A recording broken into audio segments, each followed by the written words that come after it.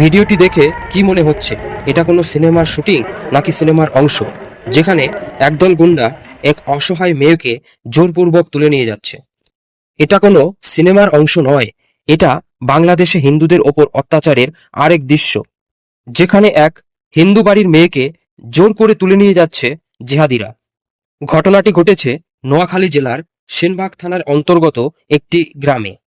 সেই গ্রামের পালবাড়ি থেকে দুলালচন্দ্র পালের মেয়েকে জোরপূর্বক তুলে নিয়ে যাচ্ছে জিহাদিরা।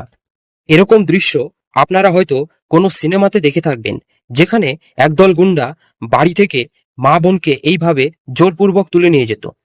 আজ বাংলাদেশে হিন্দুদের উপর এত অত্যাচার হচ্ছে যে সেটা কোনো সিনেমার গল্পকেও হার মানাবে।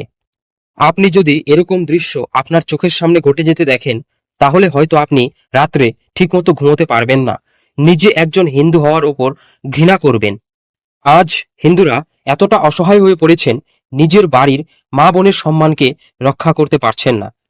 একবার ভেবে দেখুন, জাস্ট একবার চোখ বন্ধ করে ভেবে দেখুন, আপনার বাড়ির আদরের মেয়ে, যাকে আপনি ছোটবেলা থেকে কত ভালোবাসা, কত যত্নে, কত আদরে মানুষ করেছেন, সেই মেয়েকে এরকম ভাবে একদল জেহাদি এসে আপনার চোখের সামনে থেকে তুলে নিয়ে যাচ্ছে, আর আপনি কিছুই করতে পারছেন না। কারণ আপনি হিন্দু, আপনারা সেখানে সংখ্যালঘু, আপনাদের এতটুকু ক্ষমতা নেই আপনারা নিজেদের বাড়ির মেয়েকে রক্ষা করতে পারেন।